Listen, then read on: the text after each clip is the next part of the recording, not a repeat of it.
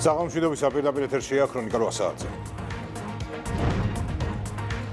ქართული მხარე მზად არის ხელი შეუწყოს უკრაინულ მხარეს ეგრეთ წოდებული ნეიტრალურ ზონაში მყოფი პირების სამშობლოში დასაბრუნებლად, რატომ აჭიანურებს საკუთარი მოქალაქეების დაბრუნებას კიევი. თვითმმართველობის არჩევნებში მონაწილეობისთვის ცესკოში 17 პარტია დარეგისტრირდა, ნაციონალურმა მოძრაობამ და ახალმა ნომრები დაკარგეს. საკრედიტო სააგენტომ საქართველოს სუვერენული რეიტინგი ბიბი დონეზე დატოვა და სტაბილური პერსპექტივა შეუნარჩუნა. ჩანაცვლებითი თერაპიის პროგრამაში ჩასართავად რეგისტრაცია მიმდინარეობს, სახელმწიფო ცენტრები ახალი ბენეფიციარების მისაღებად მზად არიან. ჯარის ბანაკი 2025 ოფიციალურად დასრულდა წელს პროექტში მე-9, მე-10 და მე-11 კლასების 1700-მდე მოსწავლე მონაწილეობდა. სახვითი ხელოვნების დარგების პოპულარიზაცია და მხარდაჭერა სიამოვნების საერთაშორისო არტ ფესტივალი გაიხსნა.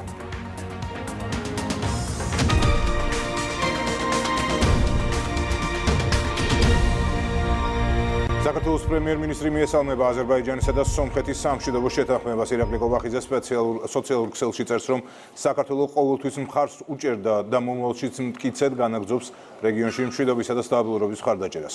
მთავრობის მეთაური ამერიკის შეერთებული შტატების, აზერბაიჯანის პრეზიდენტებს და სომხეთის პრემიერ-მინისტრს მიღწეულ წარმატებას ულოცავს. დონალდ ტრამპის შუამავლობით ორ ქვეყანას შორის მიღწეულ შეთანხმებაზე განცხადებას ავრცელებს საგარეო საქმეთა სამინისტროც.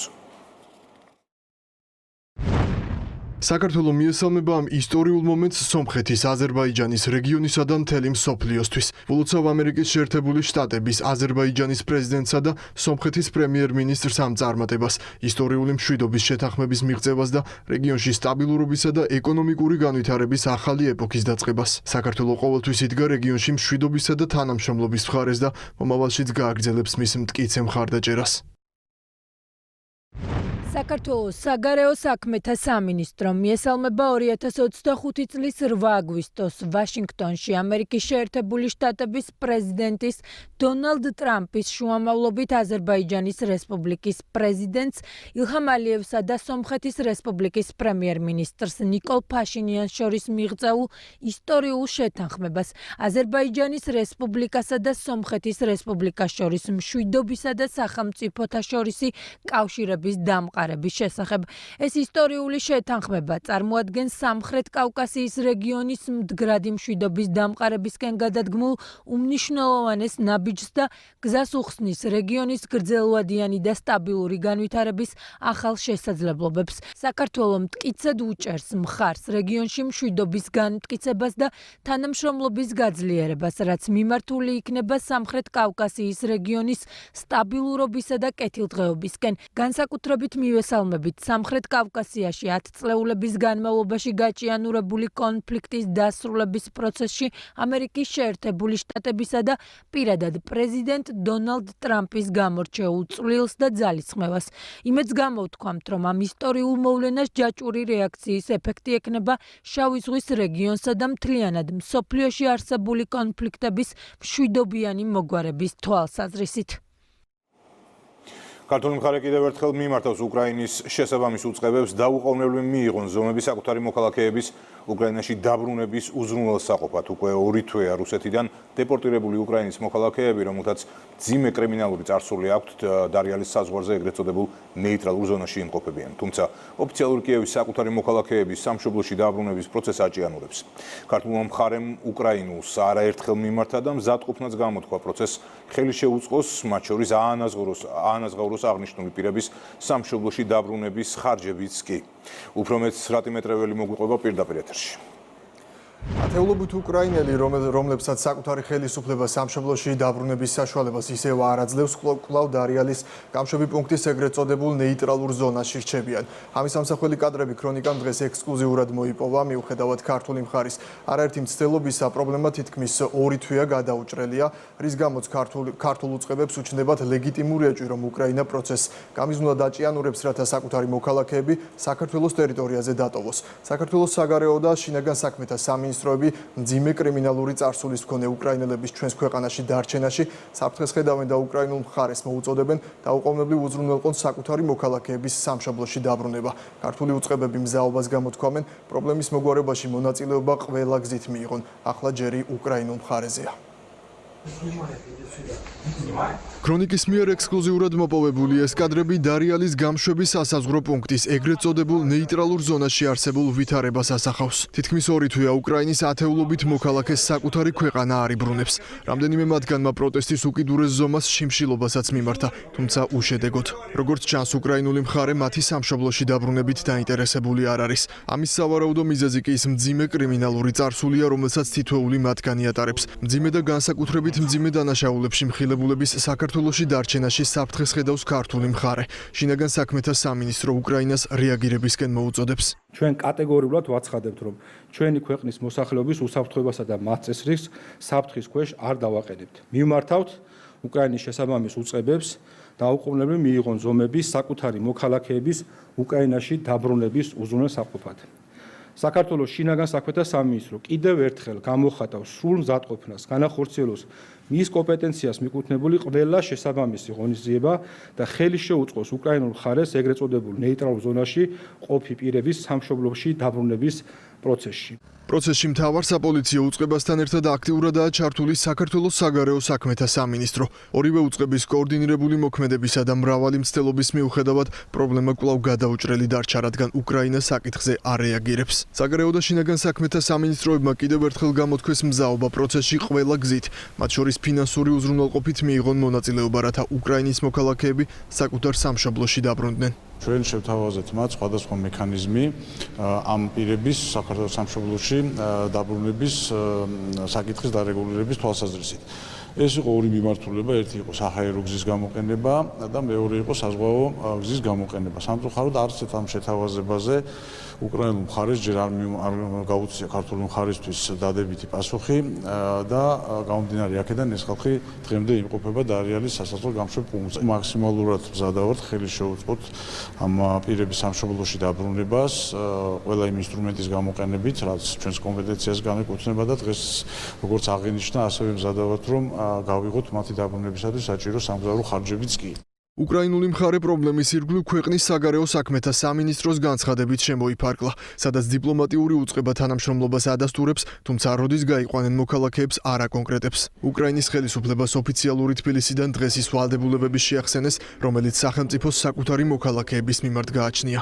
როდესაც საუბარი არის ძიმე კრიმინალური წარსულის მქონე ადამიანთა ესეთ ერთად შეკრებილ ჯგუფზე, უნებრივია რომ აქ პირველ რიგში დგება უსაფრთხოების საკითხები. სამწუხაროა, რომ უკრაინის მხარე საერთოდ არ რეაგირებს თავის მოქალაქეებთან დაკავშირებულ საკითხზე და ერთგვარ იგნორს უკეთებს საქართველოს მხრიდან გაკეთებულ ასე ვთქვათ ამ განცხადებებს და სამუშაო, მათ შორის სამუშაო რეჟიმში ამ საკითხის განხილვასაც კი. მოუწოდებთ, რა თქმა უნდა, უკრაინას გამოიჩინოს ის ვალდებულება, შეასრულოს ის პასუხისგებლობა, რაც გააჩნია ყველა სახელმწიფო საკუთარი მოქალაქეების მიმართ და უზრუნველყოს მათი ამ ქვეყნის მოქალაქეების შესაბამისი გადაადგილება, ოღონდ არა საქართველოს ტერიტორიის გავლით. ბუნებრივია, ჩვენ არ ვაპირებთ საქართველოში დაუშვათ ის პირების შემოსვლა, ვისი წარსულიც, ვისი დოკუმენტაციაც და შესაბამისი ვარაუდებიც არ შეესაბამება იმ საკანონმდებლო დანაწესებს, რომელიც არსებობს საქართველოში საზღვრის კვეთისთვის. რუსეთიდან უკრაინის 87 მძიმე კრიმინალური წარსულის მქონე მოქალაქე ლარსის გავლით საქართველოში შემოსვლას ცდილობდა. ხელისუფლება კი აცხადებს, რომ საქართველოს მოსახლეობის უსაფრთხოებას კითხვის ნიშნის ქვეშ არ დააყენებს. ნაციონალურმა მოძრაობამ და პარტია ახალმა საარჩევნო ნომრები დაკარგეს. მიზეზი საარჩევნო ადმინისტრაციისთვის არ მიმართვა ჯამში, თვითმმართველობის არჩევნებში მონაწილეობისთვის ცესკოში 17 პარტია დარეგისტრირდა. არჩევნებისთვის საარჩევნო სუბიექტების რიგითი ნომრებიც განისაზღვრა. მაკუნა აბულაძე კი ამბობდა. ნომერი 4 ქართველ ერთობა, ნომერი 5 ჩვენი გაერთიანებული საქართველო. საარჩევნო ნომრის გარეშე დარჩენილები ნაციონალური მოძრაობა და პარტია ახალი. ისინი ვინც ცენტრალურ საარჩევნო ადმინისტრაციას რეგისტრაციისთვის არ მიმართეს და კანონმდებლობა არ დაიცვეს. ცესკოში გამართულ სხდომაზე შემთხვევითობის პრინციპით ეს ნომრები იმ საარჩევნო სუბიექტებს შეხვდათ, რომლებმაც თვითმმართველობის არჩევნებში მონაწილეობის რეგისტრაციის მიზნით ადმინისტრაციას კანონის და ვადების დაცვით მიმართეს. ცესკოს პრესსპიკერმა დღეს კიდევ ერთხელ განმარტა, რომ თითოეულ პარტიას ჰქონდა შესაძლებლობა და არჩევანი უკვე მინიჭებული და მათი ამომრჩევლისთვის კარგად ნაცნობი საარჩევნო ნომერი არათუ დაეკარგა, არამედ შეენარჩუნებინა. თუმცა ეს არჩევანი, რა თქმა უნდა, პოლიტიკურ სუბიექტს თავად უნდა გაეკეთებინა. საარჩევნო კანონმდებლობა იცნობს ნორმას, რომლის მიხედვითაც არის შესაძლებელი საარჩევნო სუბიექტმა შეინარჩუნოს განონ საპარლამენტო არჩევნებში გამოყენებული რიგითი ნომერით, რადგან ორმა პოლიტიკურმა გაერთიანებამ მხოლოდ ცენტრალურ საარჩევნო კომისიას მიმართა ნომრის შენარჩუნებასთან დაკავშირებით, მაგრამ აღარ მოუმართავს არჩევნებში მონაწილეობის უფლების მისაღებად, შესაბამისად აღნიშნული რიგითი ნომრები იყო ვაკანტური, შესაბამისად ცენტრალურმა საარჩევნო კომისიამ დღეს წილისყრით მიანიჭა აღნიშნული ნომრები სხვა საარჩევნო სუბიექტებს. ნომერდაკარგული პარტიების წევრები გაბრაზებულები არა საკუთარ თავზე, არამედ ისევ ქართულ ოცნებაზე იყვნენ. არადა მათ კანონმდებლობაც კარგად იცოდნენ და ისიც, თუ კანონს არ დაიცავდნენ, რა ბედი ეწეოდა მათ საარჩევნო ნომერს. ლევან სანიკიძეს ნომრის დაკარგვამ სახეც დააკარგვინა. ქართული ოცნება თავის რუსულ სპეცოპერაციაში 5-იანს ვის მიანიჭებს, ცოტა არ იყოს და ფეხებზე კიდია. გადაწყვიტეს, რომ ბიულეტენში შეიტანონ ნომერი 4 და რომელიღაც ოპოზიციურად წოდებულ პარტიას მიაღებინონ ამ ნომრით არჩევნებში მონაწილეობა. ჩვენთვის ნომერი არ არის თავად. მმართველი პოლიტიკური ძალისთვის რადიკალების საარჩევნო ნომრის ბედი საინტერესო არ არის. მით უფრო იმ ფონზე, რომ უმრავლესობის წევრების თქმით კოლექტიური ნაციონალური მოძრაობის ეს სცენარიც საქართველოსგან შორს არის დაწერილი და ნაწილს არჩევნებში მონაწილეობის, ნაწილს კი ბოიკოტში ყოფნის როლი სწორედ პატრონების გადაწყვეტილებით ერგოთ. საპარლამენტო ოპოზიციაში ამბობენ, რომ ნომრით თუ უნომროდ აგენტების პოლიტიკური მომავლის ბედი ქართულმა ხალხმა დიდი ხნის წინ გადაწყვიტა. ნაციონალურ მოძრაობამ და მისმა დანაყოფებმა დაკარგეს საარჩევნო ნომერიც კი, მაგრამ მთავარია რომ მათ დაკარგეს საზოგადოების ნდობა, ისე რომ ისინი ნომრიანი აგენტები იქნებიან თუ უნომრო ეს იქნება საარჩევნო თუ არასაარჩევნო ნუმერაცია, რა თქმა უნდა, მათ არავითარი პერსპექტივა არ აქვს. საზოგადოება მათ კარგად იცნობს ნომრის გარეშეც და ნომრითაც. ეს კიდევ ერთხელ მიუთითებს იმას, რომ რადიკალების და მათი პატრონების მხრიდან რაღაც გარკვეულ სცენარზე საუბარი, ნაწილი რადიკალებისა იღებენ მონაწილეობას არჩევნებში და ამით ცდილობენ კოლექტიურ ნაცმოძრაობაში, თვითონ ორთოდოქს ნაცმოძრაობასთან გამიჯნა მოხდეს ამ პარტიების თითქოს საზოგადოების თვალში დახატონ სურათი, რომ ისინი არ არიან დაკავშირებული კოლექტიურ ნაცმოძრაობასთან.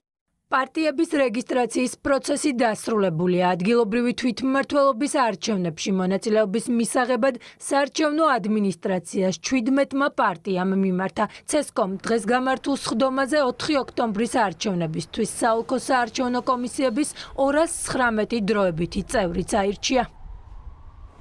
საერთაშორისო საკრედიტო სააგენტო საქართველოს სუვერენული რეიტინგი უცვლელად ბიბი დონეზე დატოვა და სტაბილური პერსპექტივა შეუნარჩუნა. მიზეზი ქვეყნის მდგრადი ეკონომიკური ზრდა და გაუმჯობესებული მაკროეკონომიკური მდგომარეობა. 7.1%-მდეა გაზრდილი საქართველოს ეკონომიკური ზრდის მაჩვენებელიც, უფრო მეც უკვე ვაკუმ მეზურნიშვილი მოგვიყვება.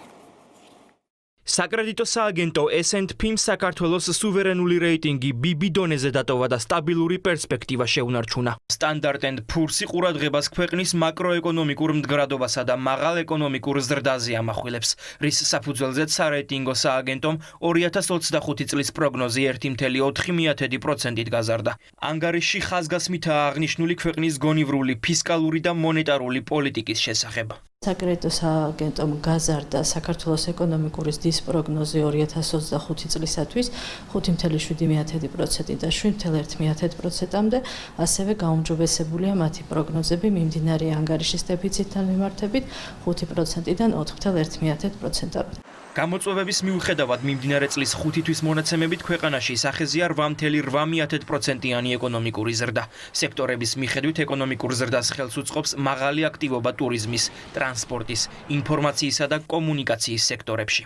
რეიტინგი განპირობებულია მაღალი და მდგრადი ეკონომიკური ზრდით, ვალის ზომიერი დონით, საერთაშორისო რეზერვების შევსების დინამიკით, აღნიშნულს განაპირობებს ერთი მხრივ სტრუქტურული ეკონომიკური რეფორმები, რომლის განხორციელებას საქართველოს მთავრობა აქტიურად აგრძელებს, მეორე მხრივ მსხვილი და მასშტაბური ინფრასტრუქტურული პროექტების განხორციელება და მესამე მხრივ მცირე და საშუალო მეწარმეობის მხარდაჭერისკენ მიმართული სახელმწიფო პროგრამები. ამერიკული კომპანიის ანგარიშში ნათქვამია, რომ საქართველოს საგარეო შემოდინებები საგრძნობლად გაუმჯობესდა, ხოლო ეროვნული ბანკი წარმატებით ახერხებს სავალუტო რეზერვების აღდგენას. ეს პროგრესი კი მნიშვნელოვნად აძლიერებს ქვეყნის მდგრადობასა და გარე შოკებთან გამკლავების უნარს. შეფასებაში აღნიშნულია, რომ მონეტარული პოლიტიკის ჩარჩო გონივრულია, რამაც ქვეყანაში ბიზნეს გარემოს გაუმჯობესებას შეუწყო ხელი. სააგენტოს პროგნოზით 2025 წელს ინფლაცია საშუალოდ 3.7% იქნება. მშვიდობის, სტაბილურობის და სწორი ეკონომიკური რეფორმების შედეგი აშკარაა. ასე აფასებენ მმართველ გუნდში Standard & Poor's-ის ანგარიშს. ავტორიტეტული სააგენტოს მიერ სუვერენული საკრედიტო რეიტინგის და პერსპექტივის უცვლელ დონეზე დატოვებას ქართულ ოცნებაში სწორი პოლიტიკის გატარებით ხსნიან. ყველაზე მნიშვნელოვანი მსოფლიო სარეიტინგო ორგანიზაციები აქვეყნებენ რეიტინგებს, რომლითაც ქვეყნის განვითარების პერსპექტივა რეალურად განისაზღვრება ხოლმე. ასეთივე არის Standard Poor's მიერ გამოქვეყნებული, ეს არის მსოფლიოში წამყვანი სარეიტინგო კომპანია. პროგნოზი ეკონომიკის ზრდისა თვითონ სარეიტინგო სააგენტო 5%-დან 7%-მდე გაზარდა. ფინანსურმა სტაბილურობამ მოიტანა ის, რომ ინფლაციის მაჩვენებელი გაცილებით დაბალია, ვიდრე პროგნოზით იყო გათვალისწინებული. შესაბამისად, ესეც იმ სწორ პოლიტიკაზე მიუთითებს, რასაც ქართული ოცნება ატარებს.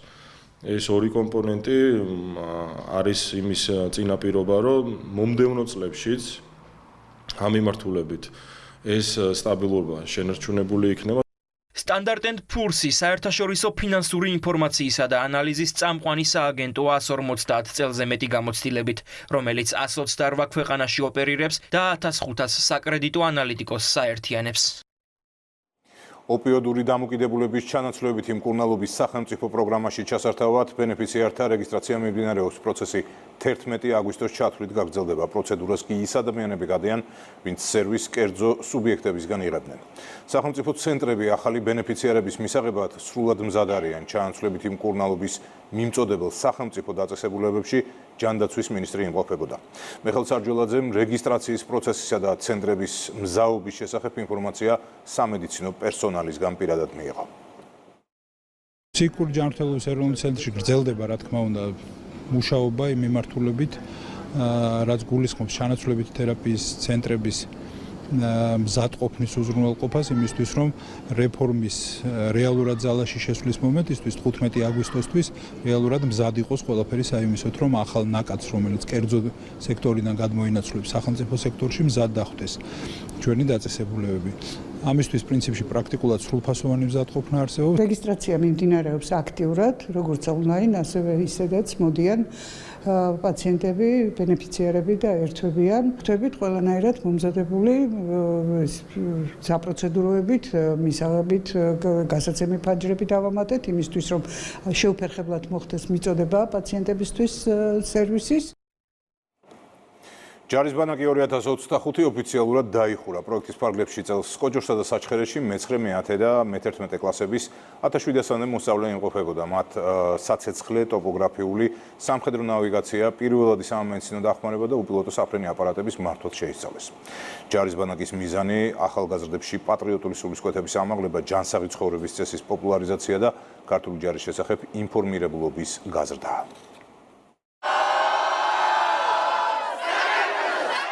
ჯარის ბანაკის მონაწილეებს სეზონის დასრულება მიულოცა თავდაცვის მინისტრის მოადგილემ. გრიგოლ გიორგაძემ ახალგაზრდებს სიტყვით მიმართა და მსგავს პროექტებში მომავალი თაობის მონაწილეობის მნიშვნელობაზე ისაუბრა. უნდა აღინიშნოს, რომ ძალიან დიდია მოთხოვნა ახალგაზრდებში მიიღონ მონაწილეობა ჯარის ბანაკში. ეს ჩვენ გვაძლევს საშუალებას კიდევ უფრო კარგად გავაცნოთ თავდაცვის ძალები ჩვენს ახალგაზრდებს, მიიღონ ის ცოდნა, რომელიც გააქვთ ჩვენს გმირ სამხედროებს, ის უნარჩვევები გამოიმუშაონ, რაც აუცილებელია ცხოვრებაში და გამოადგებათ მათ და რაც თავარი ეს იყო ძალიან სახალისოდ გაკეთებული, მათთვის ეს იყო თავგადასავალი. პროექტის განხორციელებაში შეტანილი განსაკუთრებული წვლილისთვის სამახსოვრო დაფები გადაეცათ განათლების, მეცნიერებისა და ახალგაზრდობის სამინისტროს, საპატრიარქოს, ახალგაზრდობის სააგენტოსა და ქართული იარაღის მუზეუმის წარმომადგენლებს, ასევე პროექტში ჩართული თავდაცვის ძალების სხვადასხვა ქვედანაყოფის მეთაურებს. ჯარის ბანაკი გაიარა 1700-მდე სკოლის მოსწავლემ, რომლებიც საქართველოს სხვადასხვა რეგიონებიდან იყვნენ შერჩეული. ძალიან მნიშვნელოვანია ადრეული ასაკიდან სამხედრო საქმის სიყვარული. საპატრიარქოს წარმომადგენლები ბანაკის ახალგაზრდა მონაწილეებთან შემეცნებით საგანმანათლებლო ღონისძიებებს მართავდნენ. მესამე წელია დამთავრდა ჯარის ბანაკის უნიკალური პროექტი, რომელშიც სიამაყით ვიტყვით, რომ საკმაოდ დიდი წვლილიც მიგვიწვის ამ იდეის წარმოშობაშიც, მე ერთობლივ მუშაობაშიც, თავდაცვის სამინისტროსთან, განათლების სამინისტროსთან ერთად. წელს ჯარის ბანაკი კოჯორსა და საჩხერეში 8 ნაკადად მიმდინარეობდა, რომელში მონაწილეობაც 1700-მდე მე-9, მე-10 და მე-11 კლასელებმა მიიღეს. საცეცხლე, ტოპოგრაფიის, სამხედრო ნავიგაციის, პირველადი სამედიცინო დახმარების, თვითგადარჩენის, საინჟინრო და სამთო მომზადებასთან ერთად მოსწავლეებმა უპილოტო საფრენი აპარატების მართვაც შეისწავლეს. ეცნობიან ზოგადად სამხედროების ცხოვრების წესს, პროექტი ხელს უწყობს ახალგაზრდებში ცნობიერების ამაღლებას. ზოგადად ჩვენი სამხედრო ცხოვრების წესის შესახებ, ასევე განსაკუთრებით ცხოვრების წესის პოპულარიზაციას. პირველ დღეს არ მეგონა რომ ასეთი კარგი იქნებოდა ეს ყველაფერი და ცოტა უწუწუნებდი, მაგრამ ბოლო დღეს ახლა როცა უკვე დაწასვლის დროს ძალიან გულწრფელდება, რადგან ყველაზე კარგი სერჟანტები არიან, ძალიან თბილები არიან. ჯარის ბანაკის მიზანი ახალგაზრდებში პატრიოტული სულისკვეთების ამაღლება, ჯანსაღი ცხოვრების წესის პოპულარიზაცია და ქართული ჯარის შესახებ ინფორმირებულობაა. სახუთი ხელოვნების დარგების პოპულარიზაცია და მხარდაჭერა. სიღნაღის საერთაშორისო არტ ფესტივალი გაიხსნა ღონისძიების ფარგლებში სპეციალური ჟიური საუკეთესო ფერმწერს და მოქანდაკეს გამოავლეს. გამარჯვებულებს სერტიფიკატები და ფულადი პრემია გადაეცემა. ანი ოჩხიკიძე გიამბობთ. თქვენი თვალით დაანახული სიღნაღი ესაა არტ ფესტივალის მთავარი თემა, რომელიც ხელოვანებს ახალ შესაძლებლობას აძლევს შექმნან ნამუშევრები, რომლითაც ისტორიული ქალაქის გარემოს შემოქმედებითად გადმოსცემენ. სიღნაღის სკვერი ქართველ და უცხოელ მხატვრებსა და მოქანდაკეებს უკვე მესამე წელია მასპინძლობს. არტ ფესტივალზე პირველად ვარ, თუმცა საქართველოში 8 წლის წინაც ვიყავი და აქ დაბრუნება ამ ფორმით დიდი სიურპრიზი იყო. ძალიან ბედნიერი ვარ და დიდი პატივია, რომ ფესტივალზე ლატვიელი და ლიეტუველი ხელოვანებიც მონაწილეობენ. ქართული ხელოვნება ძალიან მდიდარია თავისი ტრადიციებით და ხედვით. მესამეჯერ მაქვს უკვე პატივი ვსწუმრობდე სიღნაღს აღნიშნულ ფესტივალზე. ეს ჩემთვის დიდი პატივიც არის. ინსპირაციას ვღებულობ ქალაქიდან, საზოგადოებისგან და მეტი სტიმული მეძლება რომ რაღაც საინტერესო შეგვქნა ჩემთვისაც და მათთვისაც. ჟიურის შემადგენლობაში შედიან ქართველი და ლატვიელი პროფესიონალები. მათი ამოცანა ერთად შეაფასონ და გამოავლინონ როგორც საუკეთესო ფერმწერი, ისე მოქანდაკე, რომლებსაც სერტიფიკატი და 5000 ლარის პრემია გადაეცემა. პროგრამის ფარგლებში დაგეგმილია ვორქშოპები, საჯარო ლექციები და სხვადასხვა პერფორმანსები, რომელიც სიღნაღის არტ ფესტივალის სახელს საზღვრებს გარეთაც გაიტანს. წელს უკვე ფესტივალმა მიიღო საერთაშორისო სტატუსიც, რაც ძალიან გვახარებს ჩვენ. მასპინძლობთ ჟიურიში ორ უცხოელ სტუმარს, ასევე მონაწილეებიდან 3 მხატვარი ყავს, უცხოელი მხატვარი და დარწმუნებული ვარ, რომ ეს პროცესი გაგრძელდება, მონაწილეთა რაოდენობაც გაიზრდება და უცხოელი ვიზიტორების რაოდენობაც თავისთავად გაიზრდება. სიღნაღის ხელოვნების ფესტივალის მიზანია ახალგაზრდა და უკვე აღიარებული მხატვრების და მოქანდაკეებისთვის შემოქმედებითი სივრცის შექმნა, სახვითი ხელოვნების დარგების პოპულარიზაცია და ამ კუთხით რეგიონში მხარდაჭერის გაძლიერება. წლევანდელი წელი გამორჩეულია და განსაკუთრებულია, რადგან მიიღო საერთაშორისო მასშტაბი, მონაწილეობენ საერთაშორისო მონაწილეები, ეს განსაკუთრებულად მნიშვნელოვანია სიღნაღისთვის და სიღნაღელებისთვის. ზუსტად ასეთი ღონისძიება აძლევს შესაძლებლობას ტურისტებს, რომ კიდევ მეტად გაიცნონ აქაურობა. გავხსენთ არტ ფესტივალი, ეს ძალიან მნიშვნელოვანია ზოგადად კულტურის განვითარებისთვის, ქვეყნის განვითარებისთვის და ჩვენი მხარის განვითარებისთვის. ასეთი ღონისძიებები, რა თქმა უნდა, ხელს უწყობს ბევრი ტურისტის მოზიდვას, საქართველოს გაიცნობს სოფლიოს სხვადასხვა მხარე და ეს ძალიან მნიშვნელოვანია ზოგადად ქვეყნის და ტურისტული პოტენციალის განვითარებაში. საერთაშორისო არტ ფესტივალი, რომელიც სიღნაღის მერიისა და კულტურის სამინისტროს ერთობლივი პროექტია, დამთვალიერებელს 9-დან 13 აგვისტოს ჩათვლით უმასპინძლებს. ფრის ყველა სიახლეს გაიცნობით იმედი ნიუს ჩიზემ, კი ორ შაბათამდე გემშვიდობებით, ნახვამდის.